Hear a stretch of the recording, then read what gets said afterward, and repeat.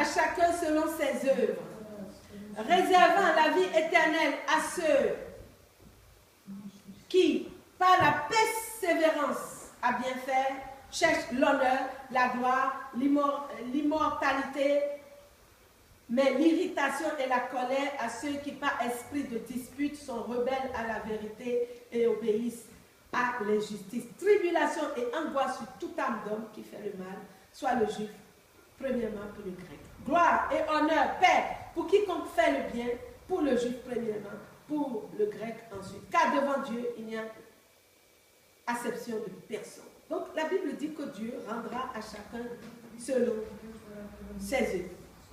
Et Paul énumère ici, est-ce que nous cherchons l'honneur?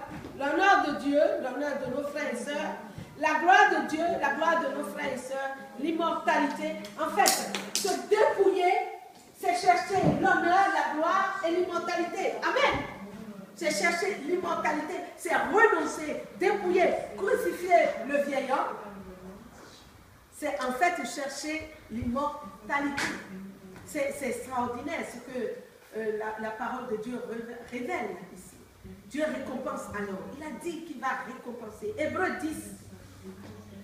10. Dieu va récompenser ceux qui obéissent, ceux qui crucifient, ceux qui luttent sur un péché. Seigneur, je n'aime pas ce péché, je n'aime pas cette pensée, je n'aime pas ceci s'installer en moi. Tu ne peux pas rester. Mauvaise habitude. Ceux qui luttent, ceux qui disent Seigneur, viens à mon secours, aide-moi, change ma vie. Ils seront récompensés par Dieu. C'est marqué dans la Bible.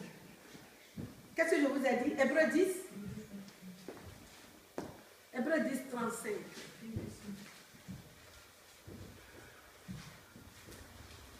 N'abandonnez pas votre assurance à laquelle est attachée une grande rémunération. Car vous avez besoin de persévérance après qu'avoir accompli la volonté de Dieu, vous obteniez ce qui vous est promis. Encore un peu de temps. Un peu de temps, celui qui doit venir viendra. Et il ne tardera pas. Et le juste vivra par la foi. Mais s'il se retire, mon âme ne prend pas plaisir en lui. Nous ne sommes pas de ceux qui se retirent pour se perdre, mais de ceux qui ont la foi pour sauver leur âme. Alors, celui qui dit, je peux faire tout ce que je veux, mais ici, la parole de Dieu dit que ceux qui persévèrent vont sauver leur âme. Jésus n'est pas suffisant à la croix du calvaire. Jésus a fait tout ce qu'il faut, sinon, même si nous on fait le bien, on ne peut pas avoir le salut. Mais maintenant qu'il nous a sauvés, nous devons faire les bonnes choses. Amen.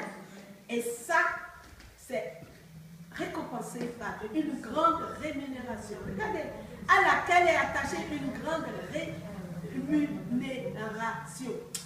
Dieu bénit ses enfants. Amen. Il y a une grande récompense devant Dieu. Hébreux 11, 26. 11, 26. La Bible est parsemée de l'idée que Dieu va récompenser ceux qui pleurent aujourd'hui. Hein? La Bible dit que Dieu va changer les larmes en allégresse. Parce que je prends l'exemple de la drogue pour que personne ne se sente visé. Bon, si le Saint-Esprit me dit autre chose, je le dis. Il n'y a pas de souci. Mais si c'est moi, je donne l'exemple que personne n'est ici. Quelqu'un qui a envie de la drogue, qui vient. L'envie vient, la chair est tellement habituée à ça. L'envie vient. Cette personne se met à genoux et il dit, Seigneur, l'envie de rester au ciel ne t'est pas étrangère. Mais toi, tu as laissé cette envie.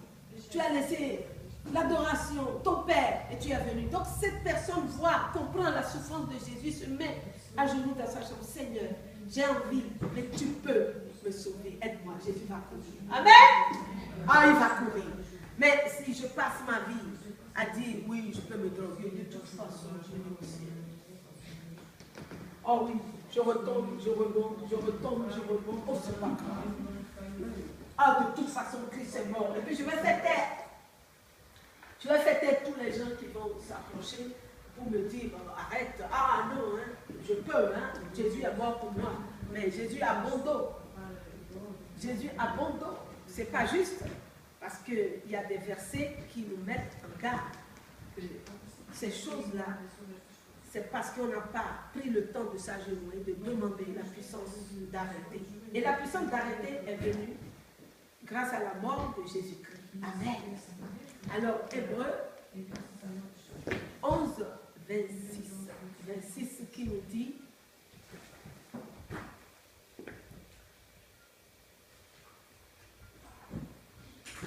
C'est pas la foi. 24.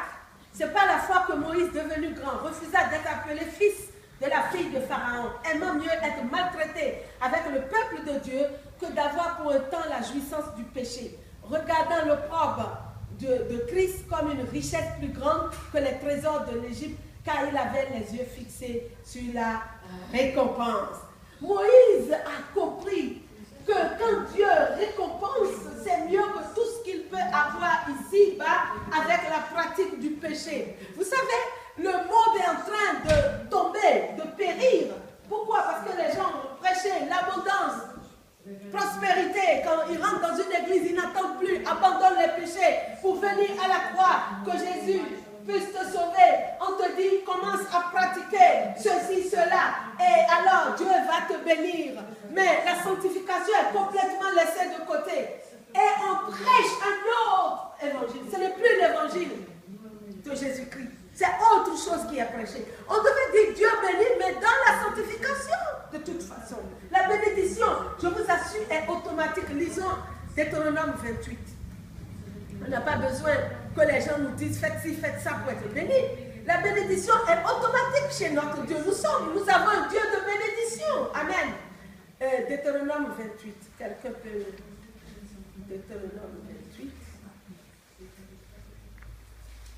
Deutéronome 28. Si tu obéis à la voix de l'Éternel, ton Dieu, en observant et en mettant en pratique tous les commandements que je prescris aujourd'hui, l'Éternel, ton Dieu, je donnerai la supériorité sur toutes les nations de la terre. Voici toutes les bénédictions. Tu seras béni dans la ville, tu seras béni dans les champs. Oh! Si, c'est la condition. Tu obéis. Si tu obéis, les bénédictions, c'est juste les conséquences que personne ne nous trompe.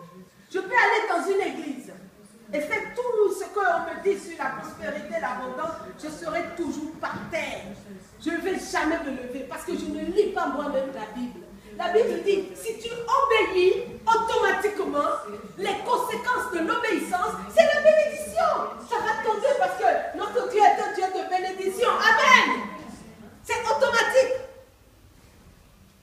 Si tu obéis, c'est-à-dire, si tu te répands, le péché qui nous a séparés de Dieu nous a volé la bénédiction.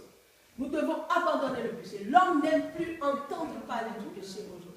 Cette génération ne veut plus entendre parler du péché. Comme Paul a dit dans les derniers temps, les gens vont aimer entendre parler de fables.